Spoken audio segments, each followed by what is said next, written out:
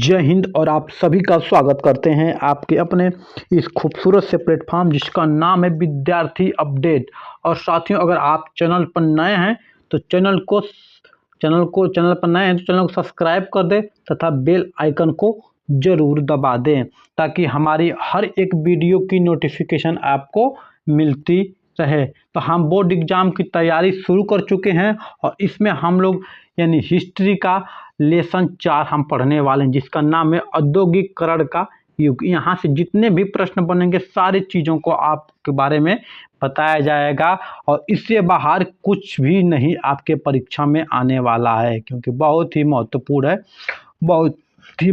है, बहुत सारा अध्ययन करने के बाद आपके लिए तैयार किया गया है क्लास। और आपको क्लास का इतनी सुंदर राइटिंग में यानी कि ऐसे आपको पीडीएफ नोट्स भी आपको मिल जाएंगे, वो भी बिल्कुल फ्री। आपको ऐसा पीडीएफ नोट्स चाहिए तो आप वीडियो की डिस्क्रिप्शन में जाइए, वहाँ आपका मिलेगा टेलीग्राम चैनल, वहाँ ज्वाइन करके आप प्राप्त कर सकते हैं सारा क्लास का बेहतरीन नोट्स, वो भी बिल्कुल फ्री। तो चलिए हम आगे शुरू करते हैं। आगे हम बात करें तो पढ़ना है हमें चैप्टर 4 यानी कि चैप्टर 4 है जिस हिस्ट्री में, जिसका नाम है औद्योगिकरण का युग। इसको हमें पढ़ना है सोशल साइंस में, सामाजिक विज्ञान में। बोर्ड परीक्षा 2025 की हम लोग पूरी तैयारी कर रहे हैं और आपके जितने भी मित्र अगर तैयारी कर रहे हैं तो उनको ये वीडियो ज़रूर पहुंचाएं ताकि उनको भी इससे लाभ मिल सके। तो चलिए हम आगे बढ़ते हैं वीडियो में। आगे हम बात करें तो क्लास 10 के इतिहास में जो चैप्टर 4 है जिसका नाम है औद्योगिकरण का युग, इसमें हमें पढ़ना क्या है? हमें पढ़ना है औद्योगिक के बारे में। और यहाँ है पार्ट 1 यानी कि पार्ट 1 इस वीडियो में हम पढ़ेंगे, पार्ट 2 आएंगे हम नेक्स्ट वीडियो में लेकर के। हर एक लेसन को 2 पार्ट में बांटकर हम पढ़ते हैं ताकि चीज़ों को अच्छी तरीके से समझ में आए और बहुत बड़ी वीडियो ना हो। वीडियो आपकी होने वाली है 25 से 30 मिनट की वीडियो होगी और इस 25 से 30 मिनट में पूरा आपका चीज़ों का निष्कर्ष आपको निकल जाएगा और एक बार देखने के बाद दोबारा आपको वीडियो देखने की ज़रूरत नहीं पड़ेगी। आपको नोट्स बनाने की ज़रूरत नहीं पड़ेगी क्योंकि आपको हम नोट्स भी लेके आए हैं, पूरा बनाया नोट्स। सिर्फ आपको क्या करना है, टेलीग्राम चैनल ज्वाइन करना है और वहाँ से आप नोट्स प्राप्त कर सकते हैं। तो औद्योगिकरण का युग, इसमें हमें देखना क्या है, हम इसमें पढ़ते हैं औद्योगिकरण का युग। जिस युग में हस्त निर्मित वस्तुएं बनाना कम हो गई और फैक्ट्री या मशीन एवं तकनीकी का विकास हुआ उसे ही औद्योगिकरण युग कहते हैं। यानी कि जो हाथ से चीज़ें बनाई जाती है उसको बंद करके हम फैक्ट्री, मशीन, तकनीकी चीज़ों से चीज़ों का निर्माण करना शुरू कर दिए तो उसी को हम कहते हैं औद्योगिकरण। इसमें खेतिहर समाज और औद्योगिक समाज में बदल गए। जो खेतिहर समाज के लोग थे एक किस्म पर शिफ्ट हो गए, ये शिफ्ट हो गए उद्योग धंधे में।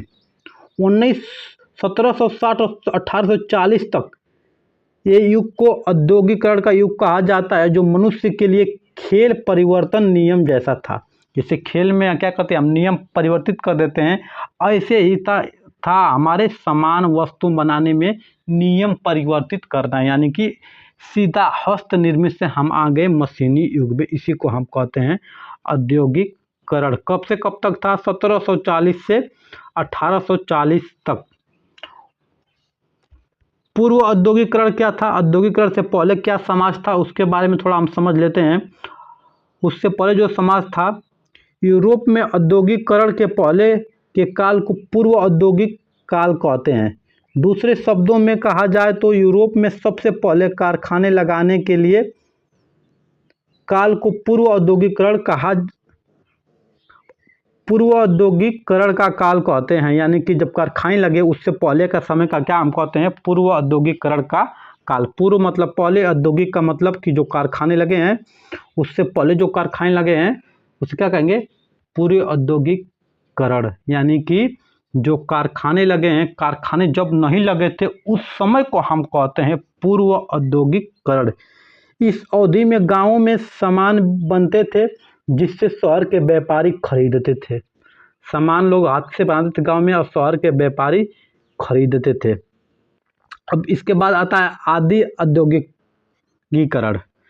इसमें क्या होता है कि दरअसल इंग्लैंड और यूरोप में फैक्ट्रियां की स्थापना से पहले ही अंतर्राष्ट्रीय बाजार के लिए बड़े पैमाने पर औद्योगिक उत्पादन होने लगता था, यानी कि बड़े पैमाने पर औद्योगिक उत्पादन होने लगता था। और यह उत्पादन फैक्ट्रियों में नहीं होता था। बहुत सारे इतिहासकार औद्योगिकरण के इस चरण को आदि औद्योगिकरण कहते हैं, यानी कि आदि औद्योगिकरण का मतलब होता है कि जो सामानें होती थी वो फैक्ट्रियों में तैयार नहीं होती थी, लोग निर्माण करते थे, उसी को हम आदि औद्योगिकरण कहते हैं। इतिहासकार क्या क्या कहते हैं? आदि औद्योगिकरण कहते हैं। अब हम पढ़ेंगे व्यापारियों का गांवों पर ध्यान देने के कारण। व्यापारी लोग क्यों गांव पर ध्यान देते थे? क्योंकि गांवों के लोग क्या करते थे? उनकी सामानों को हाथों से निर्माण करते थे, क्योंकि उस समय कोई मशीन, कोई कारखाना, कोई उद्योग धंधा नहीं था। इसलिए व्यापारी क्या करते थे? गांव के लोगों पर ध्यान देते थे। व्यापारी क्यों देते थे?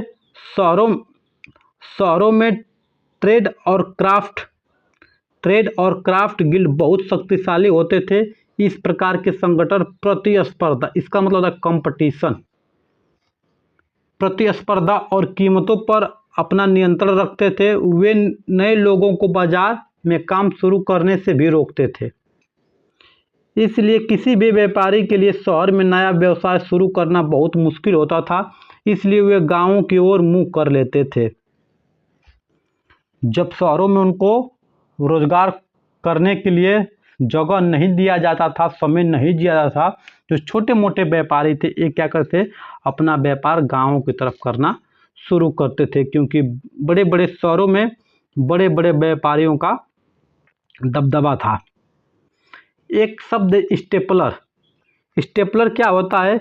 ऐसा व्यक्ति जो रेशो के हिसाब से उनको स्टेपल करता है, जो रेशो के हिसाब से उनको क्या करता है? इकट्ठा करता है, स्टेपलर करता है या छांटता है, उसी को क्या कहते हैं? स्टेपलर कहते हैं। समझ में? स्टेपलर जो रेशो के हिसाब से गिन कितना रेशा है, कितना ऊन छांटना है, उसी को क्या कहते हैं? स्टेपलर। ठीक है। इसके बाद फूलर भी एक शब्द जो आपके परीक्षा के लिए बहुत महत्वपूर्ण है। एक ऐसा व्यक्ति जो फूल करता, यानी चुन्नटों के सहारे कपड़ों को समेट, यानी कपड़ों को फूल की तरह चुनरी बना कर कपड़ों को समेटता था, उसी को फूलर कहा जाता था। उनका अलग काम था बस कपड़ों को क्या करना? चुनरी बनाना, चुनना। इसके बाद एक शब्द कार्डिंग क्या होता है?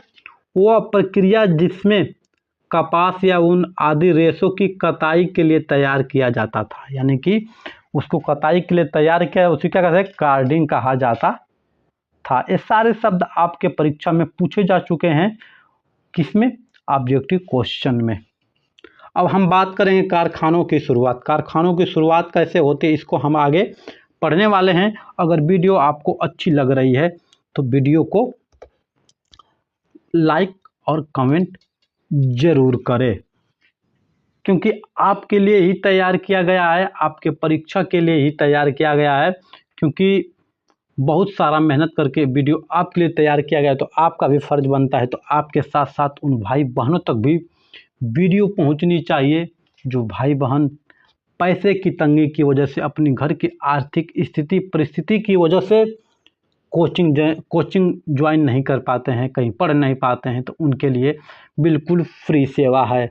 बिल्कुल फ्री का भंडारा बट रहा है। अपने पूरे परिवार वालों को लेके आइए और भंडारा का प्रसाद लीजिए। आपके क्लास में जितने आपके मित्र भाई बहन हैं, सबको ट्रैक्टर टाली ठेला से बुलाइए और भंडारा बंटना शुरू होगा। इस भंडारे में आइए और प्रसाद ग्रहण कीजिए, और आने वाला जो 2025 का बोर्ड एग्जाम है, इस पे अपना जो झंडा गड़ेगा, वो झंडा सबसे ऊंचा और सबसे ऊपर हमारा झंडा होने वाला है। पूरे जिले में सबसे टॉप पे झंडा हमारा होने वाला है। तो इस भंडारे में सब लोग एकदम आइए, और भंडारा चल रहा है तो भंडारे में आइए और प्रसाद ग्रहण करते रहिए।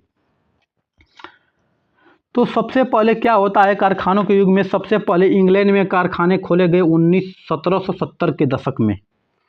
1770 के दशक में कारखाने बनना शुरू हुए, और 18वीं सदी के आखिर तक पूरे इंग्लैंड में जगह जगह कारखाने बन गए। 18वीं सदी तक पूरे इंग्लैंड में जगह जगह कारखाने बन गए, और इस नए युग का पहला प्रतीक था कपास।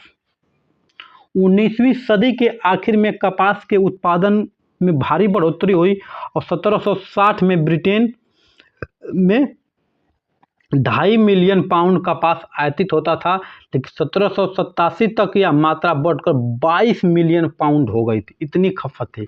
कपास क्या होता है? कपास से कपड़ों का निर्माण होता है, सूती वस्त्रों का निर्माण होता है। और कपास उत्पादन के लिए हम आगे भूगोल में पढ़ेंगे, कपास उत्पादन के लिए काली मिट्टी आवश्यकता होती है। यानी कि कपास उत्पादन की कौन सी मिट्टी जरूरी है? तो काली मिट्टी में कपास का उत्पादन किया जाता है। एक प्रश्न और आपका है, मैनचेस्टर से आपका जो प्रश्न पूछेगा, मैनचेस्टर। देखिए भारत का जो मैनचेस्टर, इसको क्या है? अहमदाबाद कहते हैं। और यूपी का यानी कि उत्तर प्रदेश का मैनचेस्टर कहते हैं कानपुर। भारत का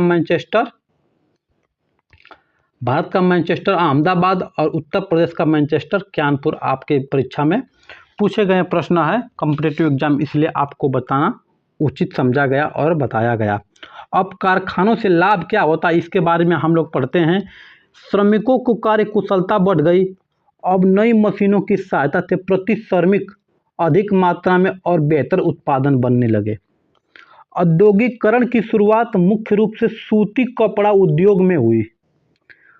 कारखानों में श्रमिकों की निगरानी और उनसे काम लेना अधिक आसान हो गया था, क्योंकि कारखानों में मेहनत कम करना पड़ता था, इसलिए काम लेना आसान हो गया था और उनको अच्छी खासी सैलरी भी मिल जाती थी और मेहनत भी कम करना पड़ता था।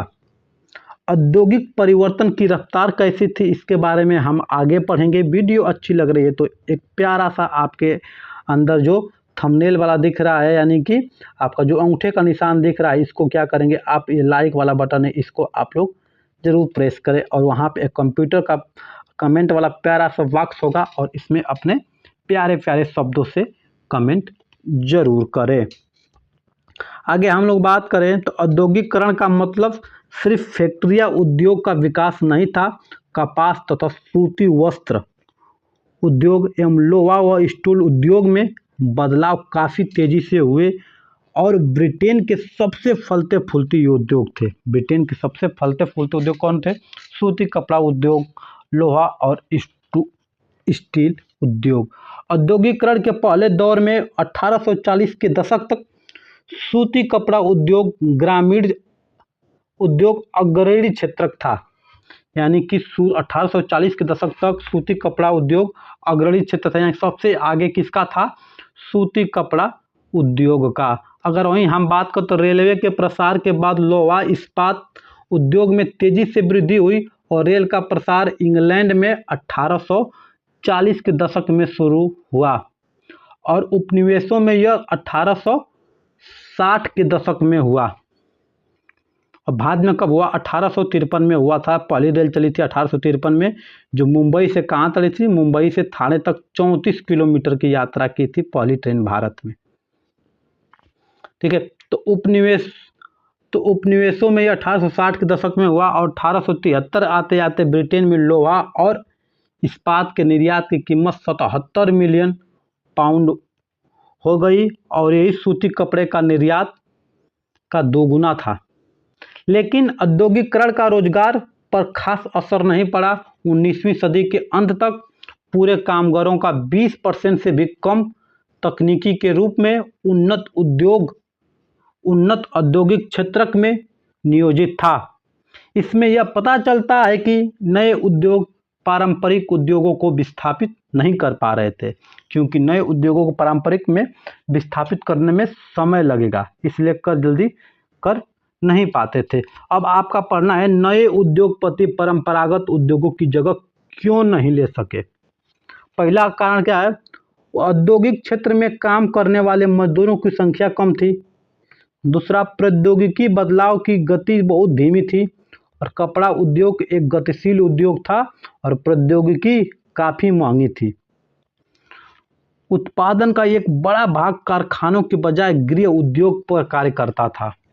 उत्पादन का बड़ा भाग कारखानों के अपेक्षा क्या करता था? अपने घर पे काम करता था, इसलिए नए उद्योगपति परंपरागत उद्योगों की जगह नहीं ले सके। आपका प्रश्न पूछेगा कि नए उद्योगपति परंपरागत उद्योगों की जगह क्यों नहीं ले सके, इसके बारे में बताइए। तो आप 3-4 पॉइंट क्या करेंगे, इसको लिख देंगे। अब आता है हमारा अगला स्लाइड, हाथ का श्रम और वाष्प की गति। हमें पढ़ना है हाथ का श्रम और वाष्प की गति को हमें आगे पढ़ना है। अगर यही हम बात करें तो उस ज़माने में श्रमिकों की कोई कमी नहीं होती थी, इसलिए श्रमिकों की किल्लत या अधिक पारिश्रमिक की कोई समस्या नहीं थी। इसलिए महंगी मशीनों में पूंजी लगाने की अपेक्षा श्रमिकों से काम लेना बेहतर समझा जाता था, क्योंकि मशीन में लगाएंगे पूंजी तो पैसा अधिक लगेगा, इसलिए क्या उतना पैसा हम नहीं लगाएंगे मशीनों में, उतना पैसा हम अगर मजदूरों को काम करेंगे तो उससे अधिक उत्पादन कर सकते हैं। मशीन से बनी चीज़ें एक ही जैसी होती थी, वे हाथ से बनी चीज़ों की गुणवत्ता और सुंदरता का मुकाबला नहीं कर सकती थी। अच्छी थी हाथ की चीज़ों का गुणवत्ता था, सुंदर था, कई प्रकार के बनाए जाते थे और उच्च वर्ग के लोग हाथ से बनी हुई चीज़ों को अधिक पसंद करते।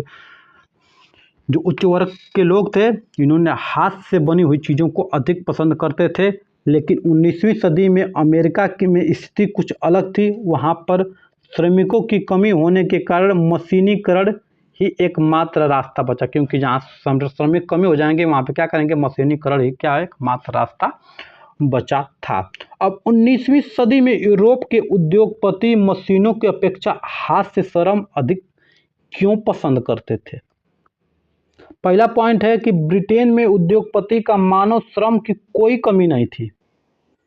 जब कोई कमी नहीं तो काहे लिए हम मशीन लगाएंगे, इतना पैसा बर्बाद करेंगे। वे मशीन इसलिए लगाना नहीं चाहते थे क्योंकि मशीनों के लिए अधिक पूंजी निवेश करनी पड़ती थी। कुछ मौसमी उद्योगों के लिए वे उद्योगों में श्रमिक द्वारा हाथ से काम करवाना अच्छा समझते थे। बाजार में अक्सर बारीक डिजाइन और खास आकार वाली चीज़ों की मांग रहती थी जो हस्त कौशल पर निर्भर थी, यानी कि मशीनें उतना अच्छे से उन चीज़ों का निर्माण नहीं कर पाती थी। इसलिए क्या किए, जो उद्योगपति थे वो मशीनों से अपेक्षा हाथ से काम करवाना अधिक पसंद करते थे। मजदूरों की ज़िंदगी कैसी थी? कुल मिलाकर मजदूरों का जीवन दयनीय था। मजदूर का जीवन हमेशा दयनीय रहता है, चाहे उस समय बात करें चाहे आज की बात करें, आज भी मजदूरों का जीवन दयनीय ही है। श्रम की बहुतायत की वजह से नौकरियां की भारी कमी आ गई थी। नौकरी मिलने की संभावना यारी दोस्ती कुनबे कुटुंब के जरिए जान पहचान पर निर्भर होती थी, यानी कि जिसका जुगाड़ होता था उसी को नौकरी मिलती थी, जिसका जुगाड़ नहीं होता था उनको नौकरी नहीं मिलती थी। उस समय भी यही चल रहा था कि नौकरी के लिए भी दोस्त यार रिश्तेदार परिवार किसी न किसी से जुगाड़ लगाना पड़ता था, तभी नौकरी मिलती थी। बहुत सारे उद्योगों में मौसमी काम की वजह से कामगारों के बीच बीच में बहुत समय तक खाली बैठना पड़ता था। बहुत सारे उद्योगों में क्या हुआ, मौसमी काम की वजह से कामगारों के बीच खाली बैठना पड़ता था, क्योंकि जब बारिश हो जाती है तो जो मजदूर होते हैं वो काम नहीं कर पाएंगे। जैसे फील्ड का काम होता है तो जो बारिश हो जाएगी तो फील्ड वाला काम नहीं हो पाएगा, वो खाली बैठ जाते हैं। फॉर एग्जांपल मान लीजिए कि हम लोग ग्रामीण क्षेत्र से निवास करने वाले हैं, अगर जो ईंट भट्ठे पर काम करने वाले मजदूर हैं तो जैसे बारिश का मौसम आता है तो उनका धंधा मंदा हो जाता है, यानी कि ईंट वाला काम नहीं कर पाते और घर बैठ जाते हैं। तो कुछ ऐसा भी था उस समय। मजदूरों की आय के वास्तविक मूल्य में भारी कमी इसलिए गरीबी थी। इसके बाद शिपलिंग जैनी क्या है, एक सूत काटने की मशीन जो जेम्स हर गिवजलिवर्स द्वारा 1764 में बनाई गई थी। किसके द्वारा? जेम्स हर गिवजलिवर्स द्वारा 1764 में बनाई गई थी। क्या थी? स्पिनिंग जैनी। ठीक है, स्पिनिंग जैनी मशीन का विरोध हुआ। क्यों विरोध हुआ, अब इसके बारे में समझते हैं। 19वीं सदी के मध्य तक अच्छे दौर में भी शहरों की आबादी का लगभग 10% अधिक गरीब हुआ करता था। आर्थिक मंदी के दौर में बेरोजगारी 35 से 75% के बीच हो जाती थी। बेरोजगारी की आशंका की वजह से मजदूर नई प्रौद्योगिकी में से चिढ़ते थे। जब उन उद्योगों में स्पिनिंग जेनी मशीन का इस्तेमाल शुरू किया गया तो मशीनों पर हमला करने लगे, मजदूर मशीनों पर हमला करने लगे और 1840 के दशक के बाद रोजगार के अवसरों में वृद्धि हुई, क्योंकि सड़कों को चौड़ा किया गया, नए रेलवे स्टेशन बने और रेलवे लाइनों का विस्तार हुआ। तब क्या हुआ, रोजगार मिलने लगे, तो 1840 से पहले लोगों को रोजगार नहीं मिल पाते थे, बहुत समस्याएं थी। और आज हमारा क्लास यहीं पर समाप्त होता है और मिलते हैं अगले वीडियो में। जितना भी इसमें चैप्टर का जो भी बचा है सब कुछ लेके आएंगे अगले वीडियो में। तो हमारी क्लास पर डे शाम को 7 बजे चलती है इसी चैनल पर। आप पर डे शाम को 7 बजे क्लास प्राप्त कर सकते हैं।